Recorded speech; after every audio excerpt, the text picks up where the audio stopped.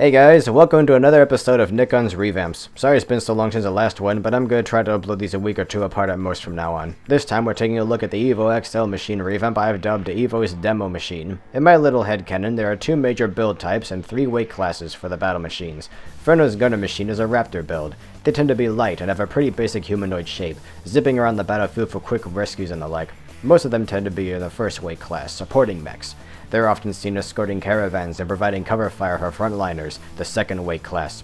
The second build type, and the most commonly seen in the second weight class, is the Bullfrog build. They tend to have a rounder, more beastly shape, with big reinforced legs supporting their bulky bodies. We'll delve into these more next time, but the third weight class is the Redeemer class. These are the largest mechs, only called in to deal with threats too big for even the frontliners to topple. They're slow and heavy, and most are incapable of flight. If you bring one of these giants in, there's going to be a lot of collateral damage, hence why they're not used as much as the smaller mechs. As for its build type, this one is a mixed class. While it stands upright like the Raptors, it also has some more unique components, such as the legs. Because it's too heavy to fly, it's usually carried into battle by an airborne transport and dropped into the battlefield to shake things up, to put it mildly. During peacetime, this machine was used for both construction and demolition. One day it would be called in to hold support beams in place while a construction crew welded them together, or to lift large cargo containers out of a truck and things like that. The next day it would single-handedly demolish a condemned building. Since the invasion from below started, it's been bought by the Hero Factory and converted into one of the toughest battle machines they have, boasting more armor and heavy-duty equipment and weaponry than ever before. Once this thing gets going, it's hard to get it to stop.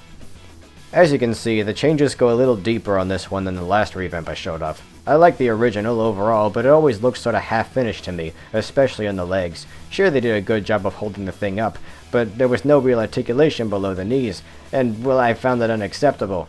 These new legs have hinged ankles, which do have a surprising range of left to right movement while making them sturdier than the tried and true open ball and socket ankles these figures usually have, and LEGO understandably wanted to avoid with this one. The added range really isn't much, but when the legs get to be this long, it makes all the difference. At one point, I threw a couple of built sockets in there to reinforce the ankles, but they ended up looking really spindly and unfittingly open and long.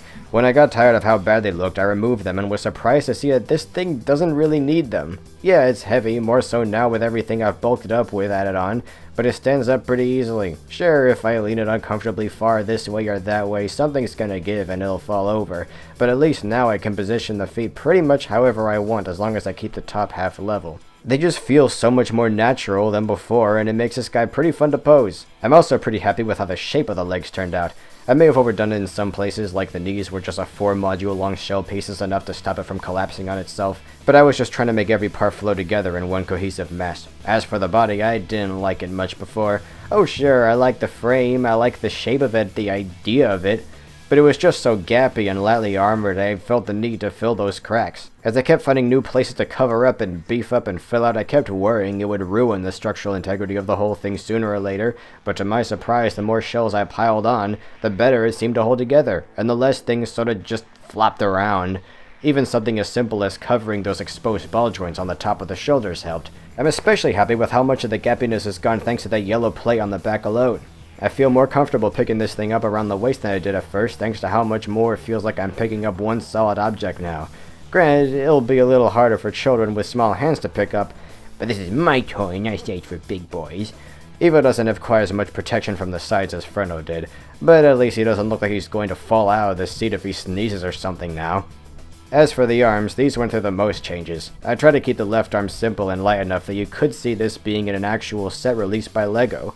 Just a few pieces arranged just right can go a long way. I definitely overdid it with the right arm though. This thing is heavy, and while the elbow is pretty strong, the shoulder can only hold this up so high for so long. Still, I just really like the way it looks, and the entire front of it does spin around. As much bulk as I added to the body, there's still just enough clearance for it to spin at the waist.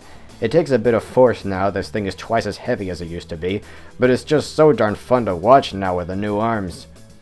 I had to be very picky with which colors were distributed to wear.